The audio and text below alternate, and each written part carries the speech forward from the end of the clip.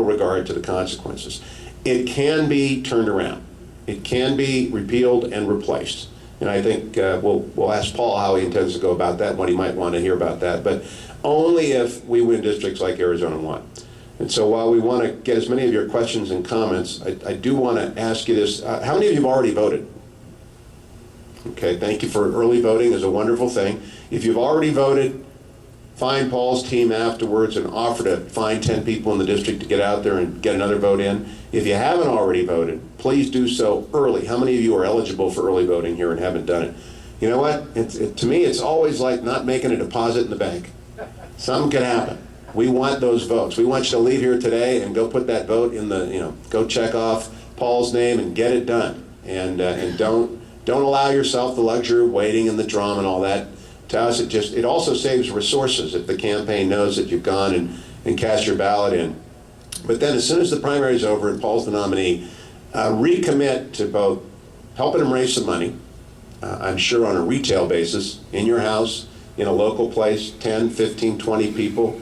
From what I have learned, and we've talked a couple of times on the air, he's indefatigable. He'll go anywhere. What are you driving around in? Are you driving a truck? No, I wish my truck. Okay, it's sort of like the Scott Brown thing. It's got swept the country and everyone's driving old beat up trucks. I'm not going to drive an old beat up truck. But, okay, that's it. You got more miles than that? 236,000 miles. Goodness gracious. So that's, just say, come on by, and he will. He'll probably spend the night. And then work the emails, and activists in a close race can really make a difference. I just saw this with campaigns in Colorado, where it would have been one vote per precinct would have turned results around. And they're not going to give up this district easily. It's going to be an overwhelming amount of money because it's their last gasp, right? It's their last chance. The bank is closing.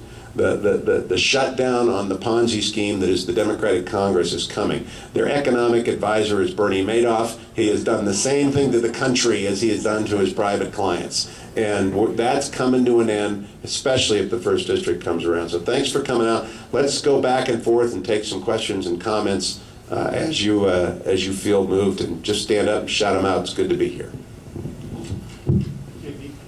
Anybody got questions? Yeah, if anybody wants to raise their hand, we have a mic back here and I'll bring it up to you. And don't be shy. You call me on the radio all the time. Right up there. All you gotta do is get on the Twitter screen. I'm coming. There you go. I talked to Paul about this last week, and he got back to me about several of the attorney generals and the Judge Bolton, who decided the 1070 case.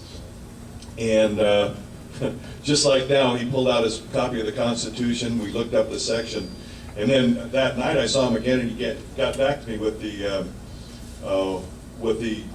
answer that the attorneys generals were looking into, seeing that the Supreme Court has original jurisdiction on hearing cases involving the state, the individual state. So, well, that's true. It's Article 3, Section 2, Paragraph 2, and basically states, so I don't misread it. In all cases affecting the ambassadors, other public ministries and councils, and those in which a state shall be party, the Supreme Court shall have original jurisdiction. And appellate. It's also appellate jurisdiction if it's appealed. Yeah, and shall have appellate jurisdiction. What was interesting about this controversy is John Eastman, one of the smart guys, who I have on every week. This is not my area, civil pro, as it relates to the Constitution, but John was over here at a conference on this very subject and came away convinced, and there's some precedent that allows the court to defer jurisdiction to the lower court, but came away convinced that it really is an assault on federalism to deny the opportunity of the state to have an immediate hearing, original jurisdiction in the Supreme Court. And that is not currently the law, but there's a possibility that the Supreme Court might reconsider with cases like this, the opportunity to go immediately, because this is what's very frustrating about this case, the Prop 8 case on marriage and the interstate commerce case on Obamacare, is we all know they're going to